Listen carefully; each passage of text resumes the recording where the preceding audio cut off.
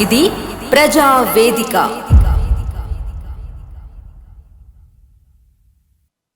నమస్తే, నేను స్వప్న, జర్నలిస్ట్. గ్రూప్లో వార్త, జర్నలిస్ట్ ముసుగులో వసూళ్లు, వార్త పేరుతో బెదిరింపుల ఆరోపణలు. సమాజానికి అద్దంలా ఉండాల్సిన జర్నలిజం రంగంలో కొందరు వ్యక్తుల కారణంగా మొత్తం వృత్తికే చెడ్డ పేరు వస్తుందన్న ఆరోపణలు వినిపిస్తున్నాయి. జర్నలిస్ట్ పేరుతో డబ్బులు వసూలు చేయడం, ఇవ్వకపోతే నెగిటివ్ వార్తలతో బెదిరించడం వంటి ఘటనలు ఆందోళన కలిగిస్తున్నాయి. ఇదంతా ఇప్పుడున్న ట్రెండ్ అదే కదా. డబ్బులు ఇస్తే మంచి వార్తలు, ఇవ్వకపోతే విమర్శల వరద అన్న రీతిలో వ్యవహారం సాగుతుందని పలువురు అధికారులు, సామాన్యులు గుసగుసలాడుతున్నారు. లీడర్ల పేర్లు, అధికారుల పరిచయాలు చెప్పుకుంటూ కుటుంబాల మధ్య చిచ్చు పెట్టే ప్రయత్నాలు జరుగుతున్నాయన్న ఆరోపణలు కూడా వినిపిస్తున్నాయి. ఇటీవల ఫంక్షన్ పేరుతో ఒక రిపోర్టర్ ఓ అధికారికి చేసిన ఫోన్ సంభాషణ ఈ తరహా ఆరోపణలకు బలం చేకూరుతుంది. ఒక చిన్న కార్యక్రమం పేరుతో మటన్, చికెన్, కూరగాయలు, మద్యం బాటిళ్ల వరకు ఏర్పాటు చేయాలని అడిగినట్లు సమాచారం. మొత్తం ఖర్చు సుమారు 70,000 రూపాయల వరకు ఉంటుందని చెప్పినట్లు తెలుస్తుంది. నేను కూడా ఇంతకుముందు ఒక వార్త తీసినప్పుడు చెప్పినా కదా. సో అంటే సంవత్సరం పొడుగుతా ఒక పండగ వచ్చినప్పుడు, పెద్ద పండగ, దసరా పండగే అనుకుంటా, మనకి దసరానే పెద్దది కదా, వచ్చినప్పుడు చెప్పినా కదా, మెయిన్ వాళ్ళకి అమౌంట్స్ వెళ్ళిపోతాయి. అంటే ఒక్కొక్క స్టేజ్ ప్రకారం ఇప్పుడు మంచి మెయిన్ స్ట్రీమ్ ఛానల్స్కి కొంతమందికి ఎక్కువ మొత్తంలో వెళ్తాయి. సో 50,000 లేకపోతే ఏంటి మటన్, మందు బాటిల్ అని చెప్పేసి అని, అది కూడా అంటే మీరు షార్ట్స్లో చూడొచ్చు నా వీడియోస్లలో. సో అలా చేశాను కదా. మరి ఇక్కడ ఈసారి కూడా ఇదే రాసరికి నాకు కొంత ఎందుకో దాని గురించి వివరించాలని వివరించాను. అంటే లెవెల్ ప్రకారం వెళ్తూ ఉంటాయి అనమాట. తక్కువ పేపర్ సర్క్యులేషన్ కానీ, తక్కువ లేకపోతే లోకల్ సంథింగ్ ఏదైనా ఛానల్స్ కొన్ని ఉన్నప్పుడు వాళ్ళకి తగ్గట్టుగా ఓ 10,000, 5,000, 2,000 ఇట్లా. అంటే 2,000 దగ్గర నుంచి మొదలు పెడితే 50,000 దాకా. మీకు తెలుసు కదా మెయిన్ వాళ్ళకి ఎలా ఉంటుంది, నార్మల్ వాళ్ళకి ఎలా ఉంటాయి అమౌంట్స్ అని చెప్పేసి అని. అది నేను చేశాను వార్త. సో ఇక్కడ కూడా అదే వచ్చేసరికి మాటగా చెప్పానన్నమాట. పంపిస్తే సార్ సూపర్ అన్న స్థాయిలో మాటలు ఉండగా, ఇవ్వకపోతే అవినీతి అధికారిగా చిత్రీకరిస్తారేమో అన్న భయంతో కొందరు ఇబ్బంది పడుతున్నారని సమాచారం. పాపం అధికారులు కూడా భయపడతారు. మరి ఏం చేస్తారు చెప్పండి. వార్త ఇప్పుడు ఈ సార్ రాసినట్లు ఇస్తేనేమో సూపర్ అని పొగుడతారు, ఇవ్వకపోతేనేమో అవినీతిపరుడు, అది ఇది అని చెప్పేసి అని వార్తలు రాస్తూ ఉంటారు. ఇలా అయిపోయిందనమాట. ఇక్కడ గమనించాల్సిన విషయం ఏమిటంటే, ఇది 10 మందికి మేలు చేసే సహాయం కాదు, పేద కుటుంబానికి చేయుత కూడా కాదు. అంతే కదా. ఇప్పుడు ఏదైనా అధికారం నుంచి అమౌంట్ తీసుకున్నామంటే 10 మందికి సహాయపడుతుంది. ఫర్ ఎగ్జాంపుల్ మనకి ప్రెస్ క్లబ్కి కొంత అమౌంట్ ఇచ్చారంటే అక్కడ ఉన్నటువంటి జర్నలిస్ట్ అందరికీ కూడా కొంత ఉపయోగపడుతుందంటే అప్పుడు రాజకీయ నాయకులు ఇచ్చినా కూడా దాన్ని యూటిలైజ్ చేస్తారు ఏదో ఒక పని కింద. మరి ఒకటే పర్సన్కి ఇవ్వడం అంటే, సొంతంగా ఉపయోగించుకోవడం అంటే అది హర్షించదగ్గ విషయం అయితే కాదు. మరి వ్యక్తిగత అవసరాల కోసం జర్నలిజాన్ని ఆయుధంగా మార్చుకుంటున్నారన్నదే ప్రధాన విమర్శ. నిజాయితీగా వార్తలు రాస్తూ విలువలను కాపాడుకుంటున్న సీనియర్ జర్నలిస్టులకు పలువురు సెల్యూట్ చేస్తున్నారు. నిజంగానే సీనియర్ జర్నలిస్టులకి సెల్యూట్ చేయాల్సిందే. ఎందుకంటే పాపం వాళ్ళు ఎన్నో సంవత్సరాల నుంచి నిజాన్ని నిర్భయంగా బయటికి వార్తలు రాస్తున్నారు. అండ్ ఎలక్ట్రానిక్ మీడియా అయితే కనుక తీస్తున్నారు కూడా బయటికి. అయితే వారి కృషిని కొందరు దుర్వినియోగం చేస్తూ వృత్తి గౌరవాన్ని దిగజారుస్తున్నారని ఆవేదన వ్యక్తమవుతుంది. ఇలాంటి వ్యవహారాలపై జర్నలిస్టు సంఘాలు, సంబంధిత సంస్థలు స్పందించి నిజమైన జర్నలిజానికి భంగం కలిగించకుండా చర్యలు తీసుకోవాలని పలువురు కోరుతున్నారు. నిజంగానే నేను కూడా మొన్న ఒక జర్నలిస్ట్ సార్తో మాట్లాడినప్పుడు ఎలా ఉంది, ఏం జరుగుతుంది అనేది పాపం వివరించారు. తను కూడా ఏంటి అనేది, జర్నలిస్టా లేక ఎర్నలిస్టా అన్న ప్రశ్నలు తలెత్తకుండా స్పష్టత రావాల్సిన అవసరం ఉందని ప్రజలు అభిప్రాయపడుతున్నారు. గుడిలో మీ పెత్తనం ఎందుకు? సెలబ్రిటీ పక్కన మీరు చేసేది ఏంటి? ఇదేనా జర్నలిజం? గుడిలో మీ పెత్తనం ఎందుకు? సో మరి ఎవరు చేస్తారో, మరి గుడిలో పెత్తనం ఎవరు చేసిండ్రో, సెలబ్రిటీల పక్కన పెత్తనం ఏంటో మరి ఆ జర్నలిస్టులు ఎవరో ఆ జర్నలిస్ట్కి తెలిస్తే చాలు. ఫోటోలు, ఫోజులు, ఇన్స్టాగ్రామ్ రీల్స్ సీనియర్ జర్నలిస్టులకు విలువ ఇవ్వడం నేర్చుకోండి చాలు. ఎక్కడిస్తున్నారు సార్ సీనియర్ జర్నలిస్ట్కి? అసలు నిజంగా వాల్యూస్ ఎక్కడిస్తున్నారు? ఇప్పుడు మనం ఒకరికి వాల్యూ ఇస్తున్నామంటే పైన ఉన్నటువంటి సీనియర్ జర్నలిస్ట్ కూడా ఆ వాల్యూని కాపాడుకోవాలి. వీళ్ళు ఇవ్వట్లేదు, వాళ్ళు తీసుకోవట్లేదు, కొంతమంది, అందరూ కాదు. పాపం నిజంగా నికార్సైన జర్నలిస్టులు చాలామంది ఉన్నారు. ప్రశ్నించేవాడు తప్పు, మనం మాత్రం శాల్వా కప్పడం చేస్తే చాలు. ఓకే, ఇది అయిపోయిన తర్వాత వెంటనే కింద మళ్ళీ ఇంకొకటి ఏదో వార్త రాసిండ్రు. ఒక రోజుకు 70,000 రూపాయల ఖర్చు పెట్టిన వ్యక్తి బీపీఎల్ బిలో పావర్టీ లైన్ కిందకు ఎలా అనేది అధికారులకు తెలియాలి. ఎవరు ఖర్చు పెట్టిండ్రు 70,000? ఇంట్లో శుభకార్యం, ఫంక్షన్ అంటే తప్పదు అని అప్పో సప్పో చేసి చేస్తాం. మన తోటి జర్నలిస్ట్ మిత్రుల పేరెంట్స్ జరిగిపోయిన కార్యక్రమం అంటేనే పైసలు లేక అప్పులు చేస్తున్నారు. మన తోటి వ్యక్తులకు న్యాయం చేయడం కోసం ఏదైనా ప్రయత్నం చేద్దాం. సరే, మీకు ఫ్రీ ఉండొచ్చు, ఓకే, కానీ తూర్పు జర్నలిస్టులు నిరుపేదలు ఉన్నారు, వారికి న్యాయం చేయాలని నా డిమాండ్. ఇప్పటి వరకు మా పిల్లల ఫంక్షన్ చేయాలంటే డబ్బులు లేక ఇబ్బందులు. 2026 నుండి మార్పు రావాలి. గ్రూప్లో పంపించింది. నాకు అర్థం కాలేదు అసలు ఈ 70,000 ఏంటి, ఖర్చు ఏంటి, అసలు ఏ రాజకీయ నాయకుడు మరి వాళ్ళకి అమౌంట్స్ ఇచ్చారు ఏంటిదని చెప్పేసి అని లైన్లోకి తీసుకుందాం, మాట్లాడదాం. నాకు తెలియదు అసలు, ఎందుకంటే నేను బయట నాకు అంత ఏం జరుగుతుంది ఏంటిది అనేది కూడా నాకు తెలియదు. వార్త ఏదైనా వస్తే చూస్తాను. సో నాకు మంచిగా అనిపించి కొంచెం చెయ్యాలి అనిపిస్తే ఆ వార్త మీద నేను స్పందిస్తాను.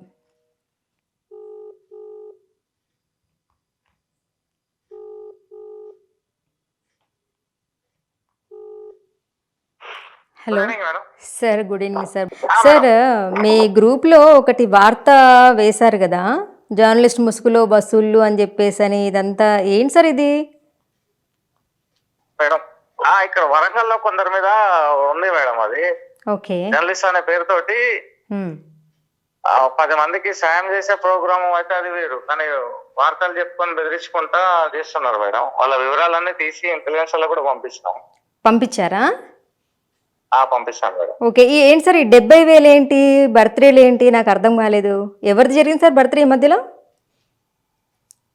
మధ్యలో కాదు మేడం, అంటే పేరు ఏమంటే రూపాయి ఇవ్వడానికి ఎవరికి ముందుకు రారు. ఓకే, 70,000 లక్ష రూపాయలు ఖర్చు పెట్టుకొని చేసే వాళ్ళు బిలో పవర్టీ లైన్ కింద ఎలా వస్తారన్నదే మా ప్రశ్న. ఇప్పుడు తూర్పులో ఉన్న డబుల్ బెడ్రూమ్ల కింద లిస్ట్ ఒకటి తయారు చేస్తారు మేడం. ఓకే, ఓకే, ఎవరు తయారు చేశారు సార్ అది? అది అంటే ఇక్కడ ఉన్న జర్నలిస్ట్ పెద్దలు తయారు చేసి ఒక లిస్ట్ ఇచ్చారు. దాంట్లో ఏమన్నారు అంటే బిలో పవర్టీ లైన్ కింద ఉన్న వాళ్ళకి ఇస్తామని గతంలో మంత్రి గారు కూడా చెప్పారు. ఓకే, ఆ బిలో పవర్టీ లైన్ కింద అంటే ఎవరు వస్తారు ఏంటి అన్నది, ఒక రోజు 1,00,000 రూపాయలు 70,000 ఖర్చు పెట్టే వ్యక్తి బిలో పవర్టీ లైన్ కిందకి ఎట్లా వస్తాడు అనేది మా ప్రశ్న. ఓకే, ఎవరైతే గట్టిగా అడుగుతారో వాళ్ళని పక్కన పెడుతున్నారు అంతే. ఓకే, సో ఇప్పుడు మీరు అప్పుడు మాకు రావాలి అని చెప్పేసి అని చెప్పండి. మా కోరిక ఏంటంటే జర్నలిస్ట్ కోటాలో ఇస్తే 150 మంది 120 మంది జర్నలిస్ట్ వెళ్తారు, అందరికి ఇవ్వండి. అది జర్నలిస్ట్ కోటా అయితే. ఓకే, కాదు అని చెప్పి ప్రభుత్వమే చెప్తుంది. కాదు, బిలో పవర్టీ లైన్ కింద ఇస్తామని గవర్నమెంట్ అంటుంది కాబట్టి అదే బిలో పవర్టీ లైన్ కింద సెలెక్ట్ చేసి ఇవ్వండి. ఓకే, గతంలో లబ్ధి పొందిన జర్నలిస్ట్ స్కీమ్ కింద ఇప్పుడు ఒకే జర్నలిస్ట్ ఎన్ని లబ్ధి పొందుతారు మేడం? లేని వాళ్ళు అక్కడే ఉంటున్నారు, ఉన్నోడు అన్ని పొందుతున్నారు. మరి ఇప్పుడు ఎవరైతే ఇప్పుడు ఉన్న వాళ్ళు మీరు అంటున్నారు కదా, ఇందులో ఉన్న వాళ్ళకే మళ్ళీ ఇస్తున్నారు అన్ని అని చెప్పేసి అని వార్తలు కూడా రాసినట్టున్నారు. నేను కూడా విన్నాను కొన్ని, అంటే వచ్చిన వాళ్ళకే ఏదైతే ప్రభుత్వం నుంచి లబ్ధి పొందిన వాళ్ళే మళ్ళీ అప్లై చేసుకుంటున్నారు అని చెప్పేసి అని కూడా బయట మాట్లాడుకుంటున్నారు. అది వాస్తవమేనా సార్? మరి అట్లాంటి వాళ్ళది ఆధార్ కార్డు కొడితే వాళ్ళ డీటెయిల్స్ వస్తాయి. ఇప్పటివరకు ఇతను ఎన్ని లబ్ధి పొందాడు లేదు అని. ఓకే, మరి అవన్నీ బయట తీయట్లేదా? ఇప్పుడు ఇవన్నీ బయట తీయట్లేదా? ఇల్లులు ఉండి కార్లు ఉండి లగ్జరీ కార్లు కోట్ల ఇల్లులు ఉన్న వాళ్ళకు బీపీఎల్ కింద ఎందుకు వాళ్ళకి అదేదో పేద జర్నలిస్ట్ ఇస్తే మాకు వస్తాయి కదా. ఇప్పుడు మొన్న అదే కదా గత ప్రభుత్వం కాదు మేడం, బిలో పవర్టీ లైన్ కింద నేను ఎట్లాగో తెచ్చుకుంటా, కానీ తోటి జర్నలిస్ట్ చేయాలి. ఇప్పుడు ఎవరైతే ప్రభుత్వం ఇస్తున్నారో వాళ్ళు ఏమన్నారు, జర్నలిస్ట్ కోటా కాదండి, బిలో పవర్టీ లైన్ కింద ఇవ్వమంటే ఈ జర్నలిస్ట్ నాయకులనే చెప్పుకునే వాళ్ళు ఏం చేస్తారంటే, సార్ 30 సంవత్సరాలు ఒక లిస్టు, 20 సంవత్సరాలు ఒక లిస్టు, 15 సంవత్సరాలు ఒక లిస్ట్ అంటే మీరు ఎన్ని తీసుకుంటారు? మరి ప్రతి నెక్స్ట్ ఇంకో గవర్నమెంట్ వస్తే అందులో కూడా వీళ్ళే ఉంటారు. అంటే పేదోడు నిన్న మొన్న పక్క పెట్టేస్తారు, వాడికి ఇల్లు లేకున్నా వాళ్ళ మమ్మీ ఎంత రోడ్ల ఉన్నా కానీ వాళ్ళని పట్టించుకోరు. సార్ ఇప్పుడు మీరు అన్నారు గత ప్రభుత్వం ఏమందంటే జర్నలిస్ట్కి అని చెప్పారు. ఏది మన అల్లం నారాయణ వాళ్ళు వచ్చినప్పుడు జర్నలిస్ట్కి అని చెప్పేసి అని పాలు పొంగిచ్చారు, అవన్నీ చేశారు. ఏది మీ దగ్గర మీరు ఏదైతే ధర్నాలకు వచ్చినప్పుడు గృహ ప్రవేశం కూడా చేశారు మేడం. అది అడగట్లే ఇప్పుడు ఎవరైతే సార్ అది కాదు అని చెప్పేసి అని అక్కడ నేను బయట విన్న మాటలు ఏంటి అంటే నన్నపనేని నరేందర్ మీద వార్తలు ఎక్కువగా కవర్ చేస్తూ కొండా సురేఖ మీద వార్తలు తీయకపోవడం వల్ల తర్వాత బయటికి వచ్చిన తర్వాత మేము మీకు ఇవ్వట్లేదు బీపీఎల్ వాళ్ళకే ఇస్తాం. మాకున్న కోపం ఒకటే మేడం, జర్నలిస్ట్ నాయకులు అనేటోళ్ళు కరెక్ట్ లేరు. ఓకే, ఎవరైతే గట్టిగా ప్రశ్నిస్తారో వాడిని పక్కన పెడుతున్నారు, వాని మీద ఒక యాంటీ గ్యాంగ్ తయారు చేస్తున్నారు. మరి వీళ్ళు ఏం రాజ్యం వెళ్తున్నారో అర్థం కదా. ఎవరండి జర్నలిస్ట్? కనీసం ఒక 6 నెలలకు ఒక పరీక్ష పెట్టినా కూడా పాస్ అయ్యేటట్లేదు. వీళ్ళు నాయకులు చెప్తారు మమ్మల్ని ఎవరిని బదనాం చేయడానికి ప్రయత్నిస్తాను. అదే 252 జీవో తీసుకొచ్చేమో పొంగులేటి శ్రీనివాసరెడ్డి జర్నలిస్టుల మీద అక్కసు గక్కుతున్నారు. ఇప్పుడు ఇక్కడ ఏంటంటే ఒక జర్నలిస్టు ఇంకో జర్నలిస్ట్ కి శత్రువు అనమాట. జర్నలిస్ట్ కే శత్రువు అవుతున్నాడు. అదే విధంగా మేము వార్తలు రాస్తున్నాం మేడం. మా కోరిక ఒకటి, మేము రాజకీయాలకు పోవట్లేదు. ఎవరైతే యూనియన్ నాయకులు అన్న అందరికీ న్యాయం చేస్తే మాకు హ్యాపీ. అందరికి ఇవ్వండి, ఎవరికి అట్లా అడిగితే బాగుంటది కదా. ఒకవేళ వీళ్ళు ఇక్కడ అన్యాయం చేసినా గానీ అక్కడ వాళ్ళు ప్రభుత్వంలో ఉన్న వాళ్ళు చెప్పిండ్రు కదా సార్, ప్రభుత్వంలో ఉన్న వాళ్ళు చెప్పింది కదా బీపీఎల్ వాళ్ళ కిందనే మేము ఇస్తాము జర్నలిస్టులకు కాదు అన్నప్పుడు బీపీఎల్ వాళ్ళకే ఇవ్వాలి కదా. అది ఎవరైనా కదా మేడం, మీలాంటి ప్రశ్నించాలి, అట్లా అడగాలి. లేదంటే వాళ్ళే ముందు వరుసలో ఉంటారు, వాళ్ళే మాట్లాడుకుంటారు, ఏదైనా చేస్తారు. ఏంటంటే వాడు మొన్న మరి వార్తలు రాస్తే లెక్క పెడదాం రండి, కూర్చున్నారు రోజుకి ఎన్ని వార్తలు ఎవరు రాస్తున్నారని. అది వద్దు, అది అడగరు. ఆ నాయకులు లీడర్లు ఒక రోజుకు ₹1,00,000 ఖర్చు పెట్టే వ్యక్తి బీపీఎల్ కింద ఎట్లా వస్తాడండి? అదే అవన్నీ బయటకు తీయాలి కదా సార్. అవన్నీ బయటకు తీసి ఒకవేళ కేసు వేయడం అవన్నీ వస్తాయి. నేను 2 రోజులు లేను ఇక్కడ వెంబడ కొండగట్టుకి వెళ్ళినా, ఆరోగ్యం బాగాలేదు. ఓకే, 2 రోజుల్లో అన్ని వివరాలన్నీ మా పత్రికలోనే రాసుకుంటాం మేడం. ఓకే అందరికి కూడా బయట సమాచారం ఇస్తారు. ఇప్పుడు అలా రాసినందుకు నాపై ఒక అది చేస్తున్నారు నెగటివ్ ప్రచారం. సార్ పోరాడితే పోయేది ఏం లేదు సార్, బానిస సంఖ్యలు తప్ప శ్రీశ్రీ అన్నట్లు. సో వస్తే ఏంటి రాకపోతే ఏంటి, తోటి జర్నలిస్ట్కి మంచి జరగాలని చెప్పేసి అని ఒక్కరు పోరాడినా చాలు సార్. ఇప్పుడు అంతమంది మేమే తినాలి, మా కడుపులే నిండాలి అని చెప్పేసి అని వచ్చిన వాళ్ళే లబ్ధి పొందిన వాళ్ళే మళ్ళీ తీసుకుంటే మరి అక్కడ రాజకీయ నాయకులు ఏం చేస్తున్నారు సార్? అసలు గవర్నమెంట్ ఏం చేస్తుంది అసలు? డబల్ బెడ్రూమ్, ఇందిరమ్మ ఇల్లు, ఆ బంధు ఈ బంధు, అన్ని బంధువులు ఆయనకి అంటే 7-8 పథకాలు లబ్ధి పొందింది. మరి ఆధార్ కార్డు ఏం చెక్ చేస్తాను అధికారులు వాళ్ళకే కదా. అదే కదా, బయట తీస్తారు కదా. ఇప్పుడు మొన్న కలెక్టర్ వచ్చి కూడా మీ ఛానల్ కూడా పంపిస్తాం, మీరు కూడా వేయండి తప్పకుండా సార్. ఇప్పుడు ఎవరికైనా కూడా నిజంగా బీపీఎల్ కింద ఇచ్చినప్పుడు బీపీఎల్ కిందనే చూడాలి కదా. ఇప్పుడు కోట్ల ఆస్తున్న వాళ్ళకి కట్టబెడుతూ ఉంటే ఇంకా మిగతా వాళ్ళందరూ ఏం కావాలి? మాకైతే నమ్మకం ఉంది మేడం, అంటే ప్రభుత్వం మీద నమ్మకం ఉంది. ఏమంటే విచారణ చేస్తారు తప్పకుండా, ఇంటెలిజెన్స్ తోటి విచారణ చేస్తారు. స్థానిక అధికారుల మీద కూడా నమ్మకం ఉన్నది. నాయకులు కూడా అంటే చూసి ఎంక్వైరీ చేసి ఇస్తారనే నమ్మకం ఉంది. అదే సాగాలని మా నమ్మకం ఉంది. లేదంటే వాని బావకు వాని బామ్మకి వాళ్ళకు లభిస్తూ కాదు కదా, అట్లా కాదు కదా. అవును వాస్తవం. వాడికి ఎవరైతే పచ్చకొండ వాటర్ క్యాన్ల వస్తానికి వాళ్ళకి ఇస్తాడు కాదు కదా. సార్ అంటే బినామీల పేర్లతో కూడా కొంతమంది దగ్గర ఇప్పుడు ఇల్లు ఏదైతే ఉందో డబుల్ బెడ్రూమ్స్ ఉన్నాయో కొంతమంది దగ్గర డబ్బులు వసూలు చేస్తున్నారని చెప్పేసి అని అంటే అన్ని జరుగుతున్నాయి మేడం. దాని మీద నేను ఇప్పుడు ఏం మాట్లాడలేను, అంటే టాపిక్ లో ఉన్నా. 10 minutes చెప్తాను. Okay sir, okay thank you so much. Okay so ఇది అనమాట. గత ప్రభుత్వం ఏమన్నారంటే ఇవి జర్నలిస్టులకు కట్టించినవే అని చెప్పేసి అని పక్కాగా చెప్పారు వాళ్ళు. సరే తర్వాత మళ్ళీ నన్నపనేని నరేందర్ ఇప్పుడు ఆ తూర్పు నుంచి నిలబడింది ఎమ్మెల్యే, తనకి సపోర్టివ్గా కొంతమంది జర్నలిస్టులు వార్తలు రాయడము, ఇక్కడ కొండా సురేఖ మేడం మీద వార్తలు రాయకపోవడము ఇలా చేశారు అని చెప్పేసి అని కొంత అంటే నా తరపున వార్తలు ఏవి కూడా కవర్ చేయలేదు అని చెప్పేసి అని మేడం కూడా కొంత సీరియస్గా ఉన్నారు అని చెప్పేసి అని నేను అసలు ఈ జర్నలిస్టులకు కాదు ఏం కాదు బీపీఎల్ వాళ్ళకే ఇస్తాను, పేద ప్రజలకే ఇస్తాను అని చెప్పేసి అని డైరెక్ట్గా చెప్పేసిండంట. సో ఏదైనా నేను జర్నలిస్టులకి కొంతమందికి ఎవరైతే అంటే ఇప్పుడు వార్త అనేది అటు ప్రతిపక్షమైనా అధికార పక్షమైనా ఎవరి పక్షమైనా కానీ వార్తలాగే వేయాలి. అంతేగాని అధికార పక్షం ఉన్నారు కదా వీళ్ళకి నేను వార్త హైలైట్ చేసి రాస్తాను, మీరు అధికార పక్షం కాదు కదా ప్రతిపక్షం కదా అని చెప్పేసి మీ వార్తలు కవర్ చేయమన్నది కాదు కదా. వార్త ఏది జరిగినా ప్రెస్ మీట్లు ఏం జరిగినా అది ఏం మాట్లాడారో వాటిని యాస్టీజ్గా తీసుకొచ్చి ప్రజలకి అంటే ప్రభుత్వానికి ప్రజలకి వారధిగా పనిచేసేవాడు కదా పాత్రికేయుడు అంటే. మరి అలా కాకుండా మీకేదో కొంతమందికి మీ సొంత లాభం కోసం అని చెప్పేసి అని మీ ఇంట్లో ఫంక్షన్సో లేకపోతే మీకు సొంతంగా డబ్బుల విషయంలోనో ఈ విధంగా బెదిరించడము, అంటే ఇస్తే మంచి వార్త రాయడము అధికారుల మీద కానీ లేదంటే కనుక రాజకీయ నాయకుల మీద కానీ, ఇవ్వకపోతే అవినీతిపరుడు అని చెప్పేసి అని ఇలా వార్తలు రాయడం అసలు ఎంత మాత్రం కూడా కరెక్ట్ కాదు. అసలు నిజంగా ఎవరైతే బిలో పావర్టీ లెవెల్ కిందకి వస్తారో వాళ్ళకే కదా ఇవ్వాల్సింది. మరి లిస్ట్ అవుట్ చేసినప్పుడు తీసుకెళ్ళినప్పుడు మరి కొండా మురళి సార్కి కూడా అక్కడ ఇచ్చారు అని చెప్పేసి అని నేను వేరే కొంతమంది సీనియర్ జర్నలిస్ట్ సార్తో మాట్లాడినప్పుడు వాళ్ళు చెప్పారనమాట. సార్ చూడండి, కొంచెం అటు కలెక్టర్స్ కానీ ఇటు రాజకీయ నాయకులు కానీ నిజంగా ఎవరు అర్హులు?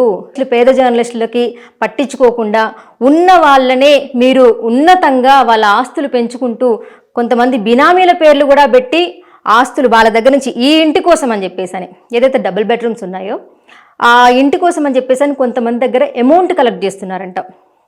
ప్రభుత్వం ఇచ్చేది, ఇప్పుడు ప్రజలు కట్టే పన్నులతోటి ప్రభుత్వం పైసలతోటి కట్టినటువంటి ఆ డబుల్ బెడ్రూమ్ ఏదైతే ఉందో అది లబ్ధిదారులు ఎవరైతే ఉన్నారో వాళ్ళకి వెళ్ళాలి కానీ, బీపీఎల్ కింద వాళ్ళకి వెళ్ళాలి కానీ, ఇలా కార్లు ఉన్న వాళ్ళకి, బిల్డింగ్స్ ఉన్న వాళ్ళకి, రెంట్స్ వచ్చే వాళ్ళకి, జాగలున్న వాళ్ళకి, ఇంత ఆస్తిపరంగా బాగా వెల్ సెటిల్డ్ అయిన వాళ్ళకి ఏ విధంగా మళ్ళీ ఇస్తారు?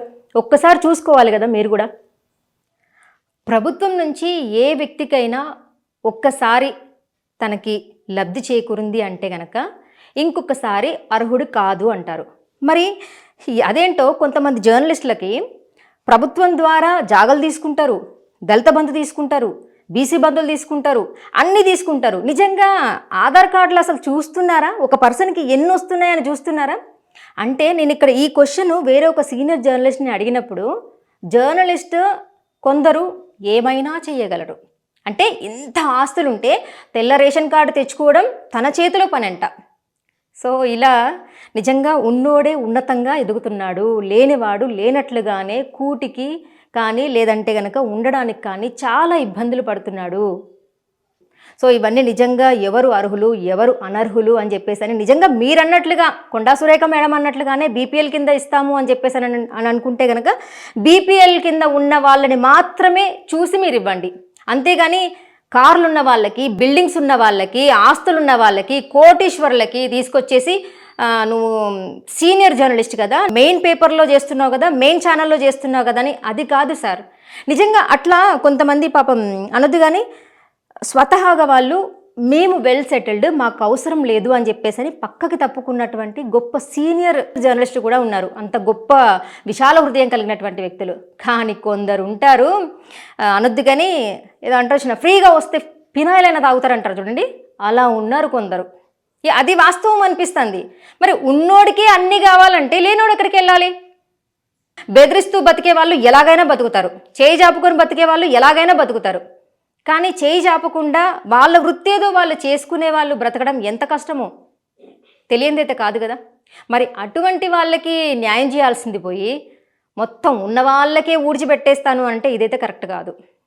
కొండా సురేఖ గారు, కొండా మురళి గారు కొంచెం చూడండి వీటిని కూడా. అలాగే కలెక్టర్స్ ఎవరైతే ఉన్నారో నిజంగా ఎవరు అర్హులు ఎవరు అనర్హులు అని చెప్పేసి అని ఎంక్వైరీ చేయించండి. ఎంక్వైరీ చేయించిన తర్వాత మాత్రమే అసలైన అర్హులకి డబుల్ బెడ్రూమ్స్ ఇప్పించే ప్రయత్నం చేయండి. లేదు అంటే కనుక ఇప్పుడు 100 మందిలో 90 మంది అటు పొలిటీషియన్స్కో లేకపోతే అధికారులకో జేజే కొట్టినంత మాత్రాన 10 మంది మాత్రం వాస్తవాలు ఏంటి అనేది బయటకు తీస్తారు. అలా తీసినప్పుడు మాత్రం ఏం జరగాలి ఏం జరుగుతుంది అనేది పైన భగవంతుడు అన్నీ చూసుకుంటాడు. సో చూస్తూనే ఉండండి జీ న్యూస్ గంగా ప్రవాహం. న్యాయం వైపు నిలబడే గలం గంగా ప్రవాహం. For latest updates subscribe to G News. ఇది ప్రజా వేదిక.